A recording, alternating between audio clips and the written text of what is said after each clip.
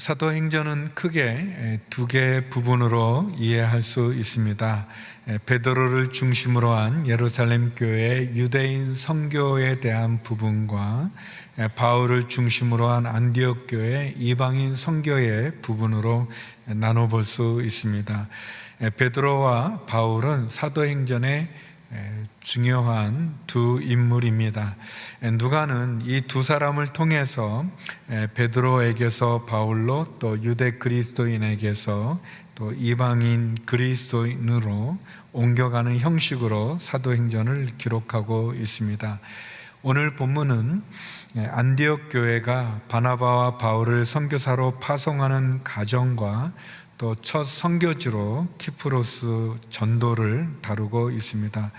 저는 오늘 본문에서 세 가지 내용을 여러분과 나누고 싶습니다. 먼저 첫 번째는 첫 번째 선교사입니다. 첫 선교사인데요, 우리 1절에서 3절 말씀을 다시 한번 읽어보겠습니다. 시작. 안디옥 교회에는 예언자들과 교사들이 있었습니다. 그들은 바나바, 느게르라고 하는 시므온, 구레네 사람 루기오, 분분한 헤롯 안티바스와 어릴 때부터 함께 자란 마나엔, 그리고 사울이었습니다. 그들이 주께 예배드리며 금식하고 있을 때 성령께서 그들에게 너희는 바나바와 사울을 따로 세워 내가 그들에게 맡긴 일을 하게 하라고 말씀하셨습니다. 그래서 그들은 금식하며 기도한 후 바나바와 사울에게 손을 얹고 그들을 보냈습니다. 교회의 시작은 성령의 강림과 함께 시작되었습니다. 오순절 성령의 사건을 경험한 제자들은 예루살렘에서 교회를 시작했고 큰 부흥이 일어났습니다. 그러나 부흥과 함께 고난과 박해도 핍박도 있었습니다. 그러나 제자들은 박해와 핍박과 고난을 물러서지 않고 그 고난을 통해서 하나님께 영광을 돌리고 더욱 예수님의 복음을 전했습니다. 사도행전 5장 41절 42절에 보면 사도들은 예수 이름을 위해 모욕당하는 것이 합당하다고 생각하고는 기뻐하며 공회를 떠났습니다. 그들은 날마다 성전에서 또 집집마다 다니면서 예수께서 그리스도라고 가르치고 선포하기를 쉬지 않았습니다. 복음은 예루살렘에서 시작되었지만 예루살렘에 머물지 않았습니다. 스데반의 순교를 계기로 복음은 사마리아와 안디옥까지 전해졌고, 또 이름을 알 수 없는 무명의 선교사들에 의해서 복음은 외국인들에게도 전해져서 안디옥 교회가 탄생하게 되었습니다. 안디옥 교회는 1년 만에 큰 부흥의 역사를 이루게 되었고, 안디옥 교회 안에는 5명의 귀한 리더십이 있었습니다. 예루살렘 교회가 예수님의 12제자를 중심으로, 그리고 예수님의 동생 야고보를 중심으로 진행된 교회라면, 안디옥 교회는 지역과 민족과 문화와 피부색을 떠나 하나가 되는 선교적인 교회의 모습을 보여줍니다. 우리가 읽은 본문에 나오는 5명의 인물들이 그렇죠. 바나바, 그는 키프로스 출신이었고 레인이었으며 또 예루살렘에서 영향력이 있는 지도자였죠. 시므온, 그는 유대인이지만 니게르라고 하는 로마식의 이름, 그래서 검은 피부를 갖고 있는 북아프리카 출신이었죠. 또 루기오라는 사람은 북아프리카의 구레네, 지금의 리비아라는 지방에서 왔고 로마의 문화권에 속한 인물이었습니다. 그리고 마나엔, 그는 헤롯과 함께 자란 한 유모 밑에서 자란 그런 권력의 핵심에 있었던 그런 인물입니다. 그리고 마지막 사울, 우리가 바울로 아는 인물입니다. 이렇게 5명의 지도자들은 피부색도 다르고 또 지역과 민족과 문화도 다른 분들이지만 그들은 하나가 된 선교적인 교회의 모습을 보여주고 있습니다. 선교는 하나님이 하시는 일이죠. 교회의 시작이 성령님의 강림으로 시작이 된 것처럼 선교의 시작도 성령님에 의해서 진행되는 것을 보게 됩니다. 오늘 본문에 보게 되면 성령께서 그들에게 바나바와 사울을 따로 세워 내가 그들에게 맡긴 일을 하게 하라고 말씀하고 계십니다. 선교의 주체는 성령님이시고 선교는 하나님의 일이고 하나님의 관심입니다. 하나님의 목적이죠. 선교는 잃어버린 영혼을 향한 예수 그리스도의 복음을 증거하는 일입니다. 우리가 결혼을 하게 되면 자녀를 낳게 되는 것처럼 교회는 교회를 낳아야 됩니다. 살아있는 교회는 또 다른 교회를, 또 다른 선교를 감당하죠. 선교는 잃어버린 영혼을 구원하면서 교회를 세워가는 과정이라고 말할 수 있습니다. 이것이 참된 선교의 모습입니다. 또 선교는 오늘 본문에 보면 가장 귀한 것을 드리는 거라고 말할 수 있습니다. 선교는 교회가 가장 우선적으로 해야 될 일입니다. 다른 많은 일들을 하고 난 짜투리의 시간과 재정과 또 에너지를 드리는 것이 아닙니다. 오늘 본문에 보면 안디옥 교회를 이끌어갔던 두 명의 귀한 지도자 바나바와 사울인데 성령님은 그 두 사람을 선교사로 파송하라고 말씀합니다. 어떻게 보면 쉽지 않은 일인데 선교는 가장 소중한 것을 드리는 것을 가르쳐주는 그런 내용입니다. 온누리교회 1호 선교사였던 최선수 장로님이라는 분이 계십니다. 이 장로님께서 중국에서 사역을 할 때 제가 함께 사역할 수 있는 은혜가 있었습니다. 장로님께 들은 얘기인데 장로님은 굉장히 이렇게 좋은 학교, 좋은 대학을 나오신 분이십니다. 경기중학교, 경기고등학교, 또 서울대를 나오시고 또 서울대에서 치과 박사학위를 받을 때는 최연소 박사학위를 받으셨던 그런 분이십니다. 또 치과병원을 운영하셨는데 굉장히 큰 병원이고 성동구에서 하셨는데 성동구가 굉장히 크지 않습니까? 그 성동구에서 개인 소득 세금이 1위였던 분입니다.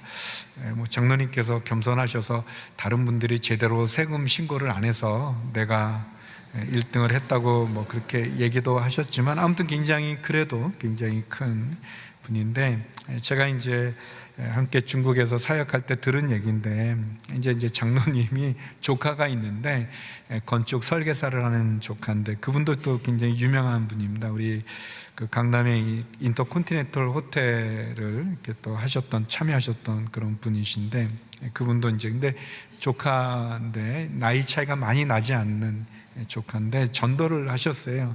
전도를 했더니 그 조카가 아니 그렇게 좋은 복음이고 그렇게 좋은 거면 아니 좋은 집에 살면서 큰 병원하고 누릴 거 다 누리고 그러면서 이렇게 전도한다고 하십니까? 저 간첩은 잘못된 이데올로기지만 목숨 걸고 이렇게 남한에 와서 간첩 활동하다가 잡혀서 감옥에 갇히는데 그 정도 돼야 되는 거 아닙니까? 이제 그렇게 얘기하셨대요. 그래서 장로님께서 그래 나는 50이 되면 나는 선교지로 갈 거다 그렇게 얘기하셨다고 합니다.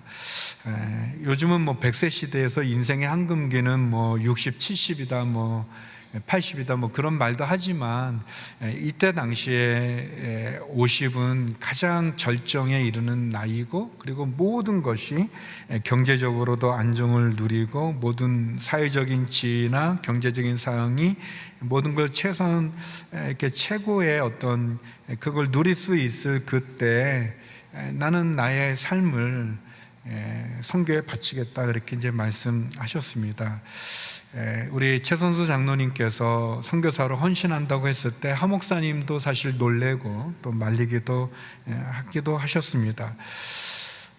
이제 장로님께서 선교사로 준비하면서 특별히 그때는 중국이 우리 한국하고 수교가 열려지지 않은 상황이어서 캐나다로 이민을 가서 영주권을 가지고 캐나다 영주권으로 중국에 가려는 그런 계획으로 이민을 준비하시면서 많은 것을 정리하셨습니다. 가지고 있었던 이제 재산도 또 여러 가지 이제 책들, 또 굉장히 음악을 좋아해서 많이 모아놨던 LP 판들, 뭐 여러 개 많은 걸 이제 정리하시고, 또 사진을 소각할 때 권사님께서는 갑자기 남편이 선교직 가니까 이제 많이 우셨는데, 사진을 소각할 때 우시는 권사님을 향해서 장로님께서 그렇게 말씀하셨다고 합니다. 여보, 우리는 뒤를 돌아보고 울 시간이 없어요 라고 말씀하셨다고 합니다. 제가 일부 예배 때 이 설교를 했는데, 이 얘기를 했는데, 이 장로님과 같은 순에 있었던 우리 장로님께서, 그 사모님께서 저한테 그때 이제 이 파송하면서 주님 내가 여기 있사오니 나를 보내셔서 이렇게 해드렸는데, 자기 남편은 주님 제가 저기 있으니 쟤를 보내셔서 이렇게 해서, 그 순에 있는 많은 분들은 다 떠났는데 그 장로님 그 본인 막 이렇게 제가 저기 있다고 했던 그분은 이제 안 가고 지금까지 있다고 이제 그 얘기를 하시라고 저한테 말씀해 주셔서 얘기합니다. 우리 오늘의 모토 가운데 하나가 보내든지 떠나든지죠. 우리가 떠나는 선교사로 갈 수 있고, 떠나지 못하면 보내는 선교사가 될 수 있습니다. 중요한 건 오늘의 교회의 좋은 전통은 안디옥 교회가 그런 것처럼, 안디옥 교회가 가장 귀한 두 분을 선교사로 보내는 것처럼, 오늘의 교회는 너무나 귀하고 소중한 장로님들께서 선교사로 떠나신 그런 모습이 우리 안에 있습니다. 선교는 성령님께서 준비하고 예비된 사람을 보내는 겁니다. 충성된 사람, 헌신된 사람, 중요한 사람을 보내는 거죠. 그 순종에 의해서 우리 첫 선교사로 바나바와 사울이 그렇게 하나님 앞에 순종함으로 드려지게 되고, 안디옥 교회는 두 분을 기도하여 파송하게 됐죠. 두 번째, 오늘 본문에서 볼 수 있는 것은 첫 선교지입니다. 우리 4절에서 8절 말씀 같이 한번 읽어보겠습니다. 시작. 그 두 사람은 성령의 보내심을 받아 실루기아로 내려갔다가 거기서 배를 타고 키프로스로 가게 됐습니다. 그들이 살라미에 이르러서는 유대 사람의 여러 회당에서 하나님의 말씀을 선포했습니다. 요한이 동행하며 그들을 도왔습니다. 그들이 그 섬을 가로지러 바보에 도착했습니다. 거기서 그들은 바 예수라는 사람을 만났는데, 그는 유대 사람 마술사요 거짓 예언자로서 총독 서기오 바울 곁에 함께 있는 사람이었습니다. 지성적이었던 총독은 하나님의 말씀을 듣고 싶어 바나바와 사울에게 사람을 보냈습니다. 그러나 엘루마라고도 하는 이 마술사가 그들을 막으며 총독이 믿음을 갖지 못하게 하려고 애를 썼습니다. 여기서도 보면 바나바와 바울은 성령의 보내심을 받아 키프로스로 가게 됐습니다. 첫 선교사도 성령의 인도함을 받아 바나바와 사울을 따로 보낸 것처럼, 첫 선교지도 성령님의 보냄을 받아 선교지로 그들이 살라미에 가게 됐습니다. 키프로스로 가게 된 거죠. 선교지는 자기의 마음대로 가는 것이 아니라 성령의 보냄을 받아야 되는 것이고, 또 그때 마가라고 하는 요한이 또 동행해 그들을 돕게 됩니다. 우리는 이런 것을 통해 선교의 몇 가지 원리들을 볼 수 있는데, 첫째, 팀 선교의 모습입니다. 혼자 하는 것이 아니죠. 바나바의 모성적인 그런 어머니의 리더십과 바울의 지성적이고 강력한 아버지의 리더십이 조화를 이루어 함께 가고, 또 젊은, 나중에 마가복음을 기록했던 그 젊은 요한이, 마가라고 하는 요한이 동행해서 함께 선교의 일을 감당하는 것을 보게 됩니다. 저희 오늘의 초창기 선교는 중국 선교를 중심으로 이루어졌는데, 중국의 세 곳의 베이스마다 한 목사님께서는 장로님 한 분과 목회자 한 명을 팀으로 해서, 그래서 장로님이 가지고 있는 사회적인 연륜과 경험과 또 목회자의 영성과 섬김을 서로 그 베이스로 이렇게 두 사람이 팀을 이루어서 그 베이스를 이루어가는 그런 전략을 세웠던 적이 있습니다.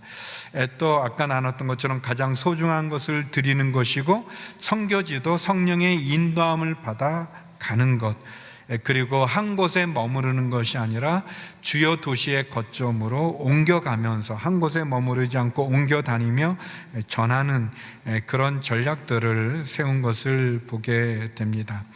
또 선교지에는 하나님의 예비한 사람도 있지만 또 반대하는 적들도 있는 것을 보게 됩니다.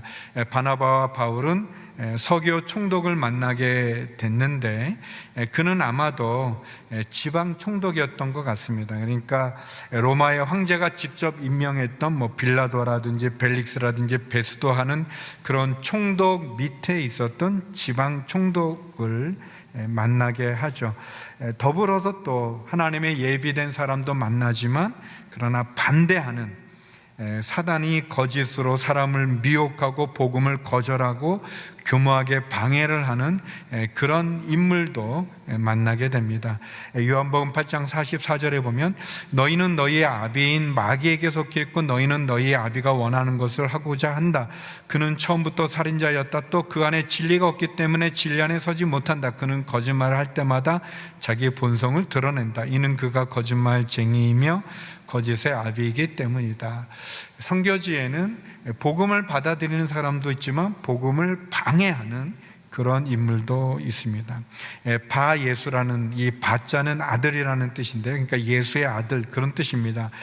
베드로를 부를 때 바요나 시몬 그렇게 부르는데 그것은 요나의 아들 시몬, 그런 뜻이죠. 이렇게 선교지에는 복음을 받아들이는 사람과 함께 복음을 반대하는 그런 인물이 있다는 것입니다.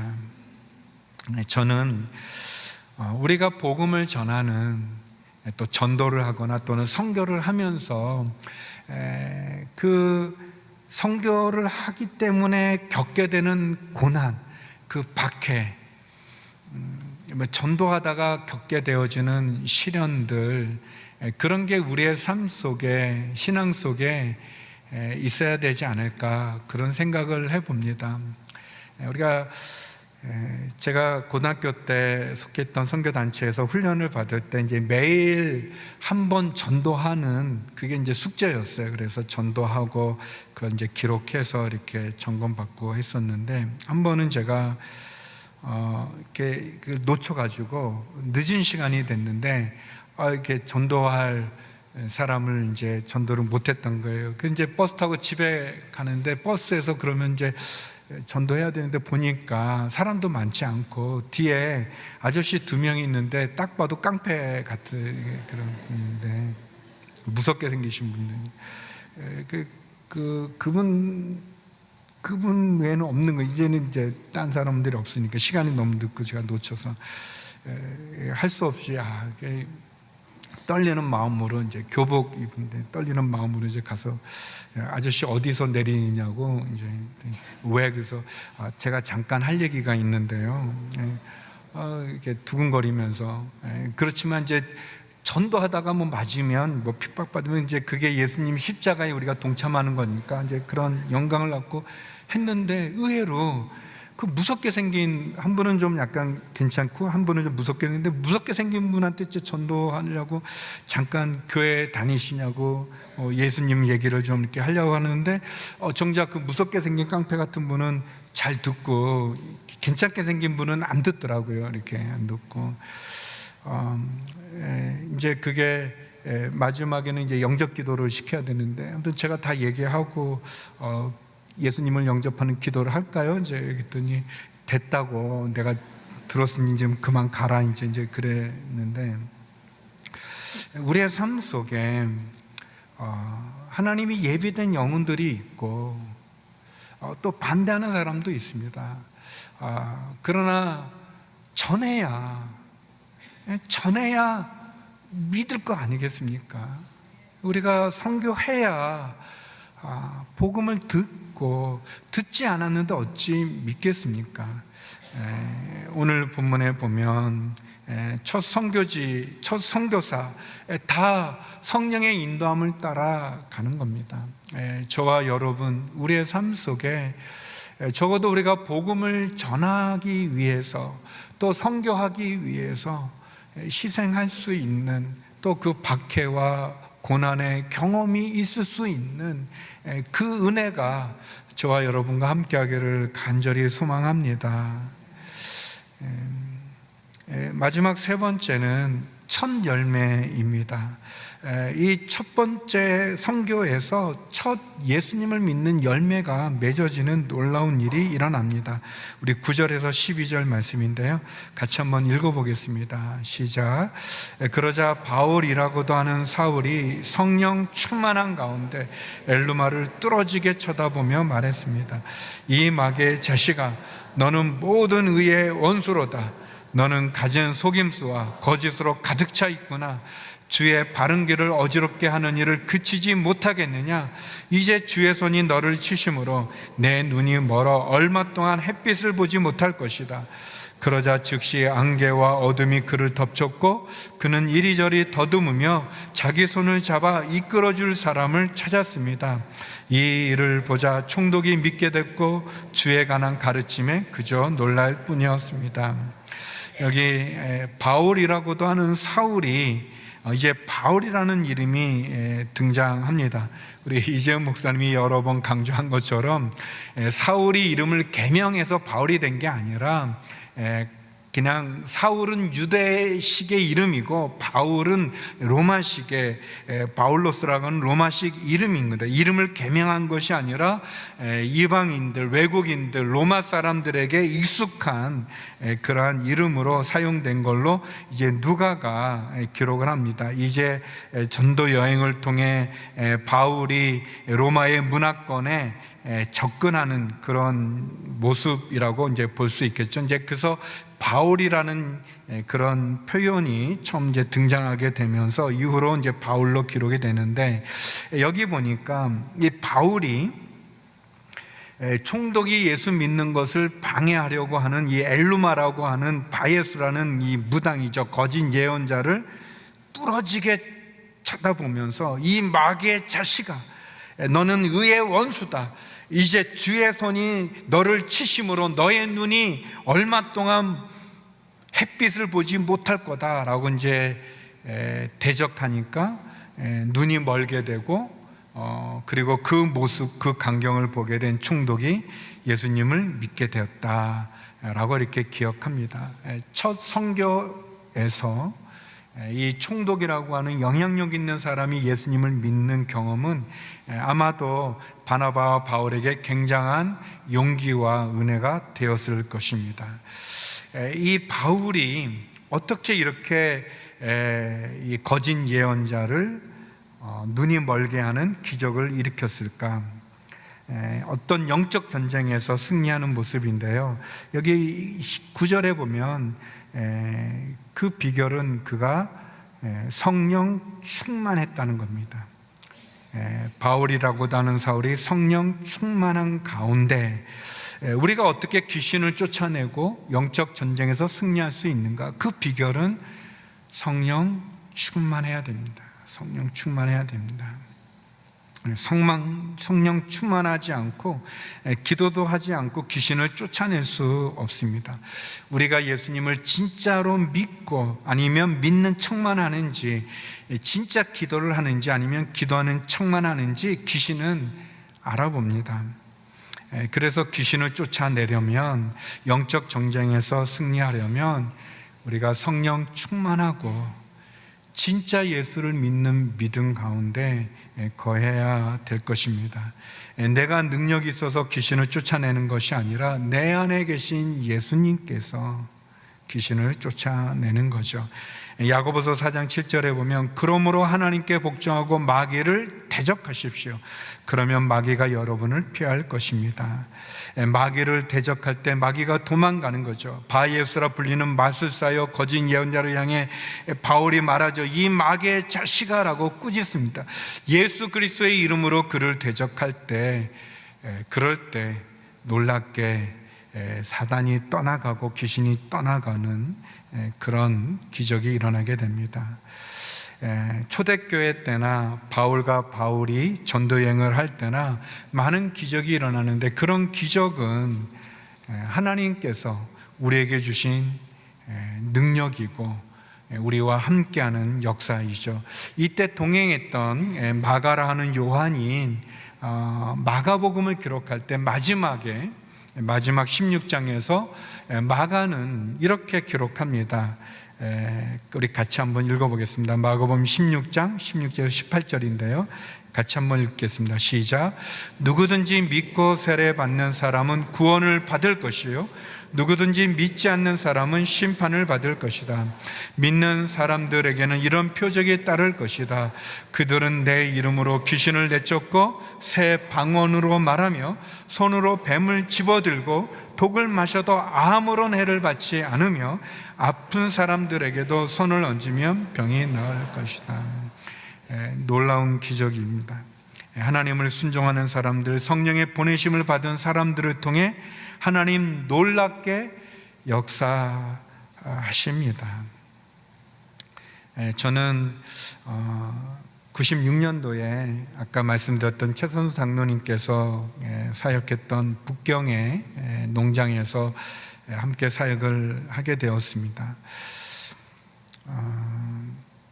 짧은 간증인데, 제가 아내와 두 어린 아들과 함께 농장에서 사역을 할 때, 그때 아까 말했던 그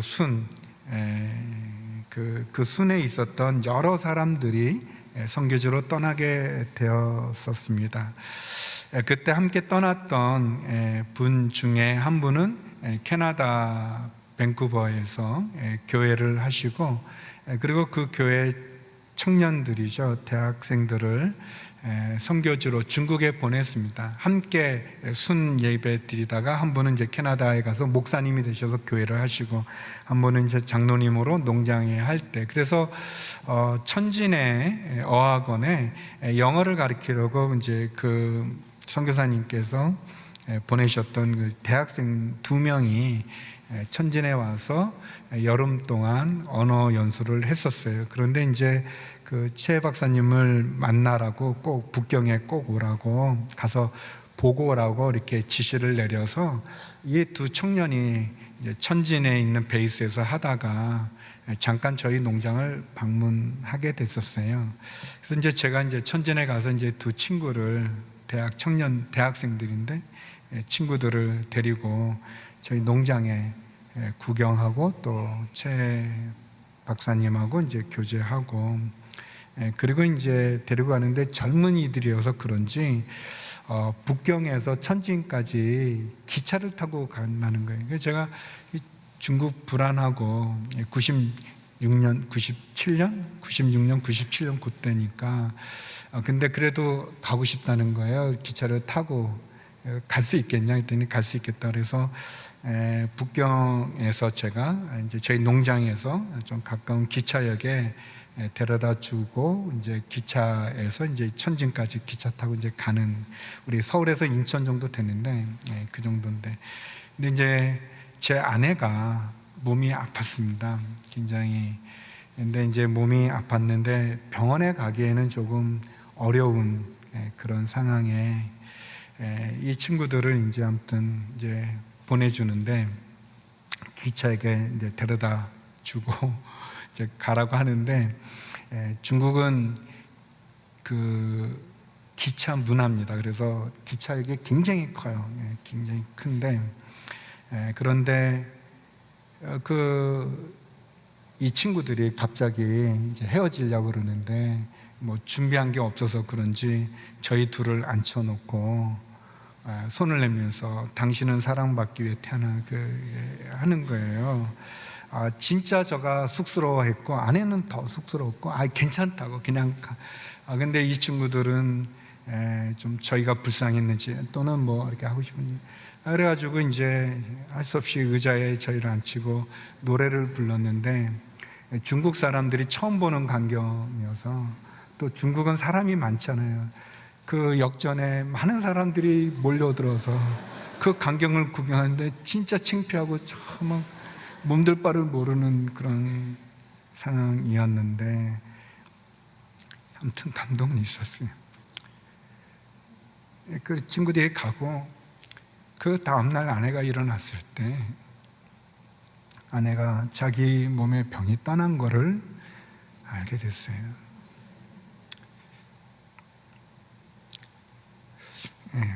바울이 선교 여행 중에 반대하는 그 마술사를 향해 저주를 했을 때, 영적 전쟁에 대적을 했을 때 하나님께서 역사하시죠. 그 광경을 보았던 마가는 마가복음 16장에 얘기합니다. 누구든지 믿는 사람에게 이런 표적이 따를 거다. 내 이름으로 귀신을 내쫓고 새 방언을 말하고 손으로 뱀을 집어들고 독을 마셔도 아무런 해를 받지 않고 아픈 사람들에게 손을 얹으면 병이 나을 것이다. 저는 두 명의 친구들이 축복성을 해주는 그 축복 그 송만으로도 아내의 병이 낫는 그런 기적을 경험하면서 이 복음이 갖고 있는 이 능력이 얼마나 놀라운지를 알게 되었습니다. 사랑하는 성도 여러분, 온누리교회는 귀한 전통이 있습니다.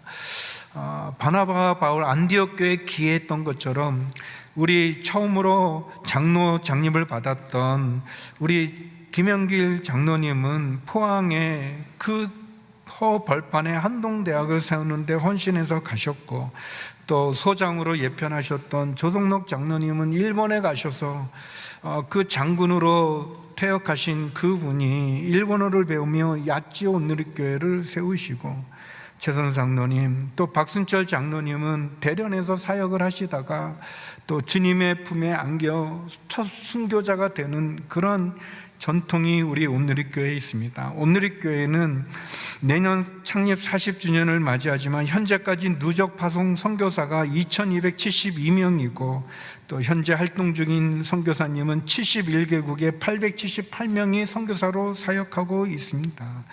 우리 두란노 우리 팀 파송 선교사만 443명이 되어지는 한 교회가 감당할 그 이상의 것을 하고 있는 모습을 우리들에게 보여줍니다.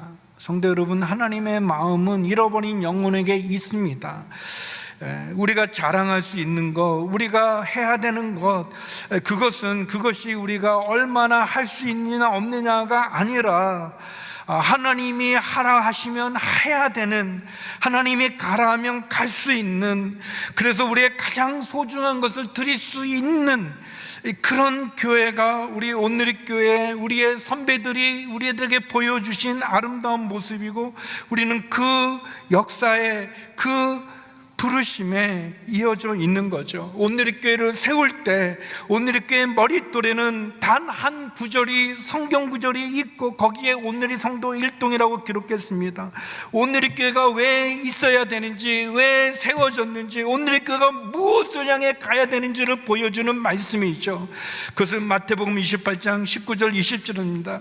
그러므로 너희는 가서 모든 민족을 제자로 삼아 아버지와 아들과 성령의 이름으로 세례를 주고 내가 너희에게 명령한 모든 것을 그들에게 가르쳐 지키게 하라. 보라, 내가 세상 끝날까지 너희와 항상 함께 할 것이다, 함께 있을 것이다 그랬습니다. 주님이 오시는 날까지 떠나든지 보내든지 우리가 감당해야 되는 순종함으로, 그래서 영혼 구원의 기록을 계속 써나가는 참된 선교적인 교회가 온누리교회가 되기를 주의 이름으로 축원합니다. 사랑하는 성도 여러분, 우리의 삶 속에 우리가 받은 이 복음의 이 놀라운 이 은혜의 복음을 잃어버린 영혼들에게 전도하고 선교하는데 쓰임받는, 또 함께 참여하는 저와 여러분이 되기를 주의 이름으로 축원합니다. 기도하겠습니다. 하나님 아버지, 가장 소중한 것을 주님께 드렸던 안디옥 교회, 그 순종으로 선교적인 모습을 갖추는 것처럼 우리 온누리교회가 참된 선교적인 교회가 돼서 주님 오시는 날까지 이 선교의 사명을 감당케 하여 주시고 또 쓰임받는 우리 모두가 되게 하여 주시옵소서. 예수님 이름으로 기도드립니다.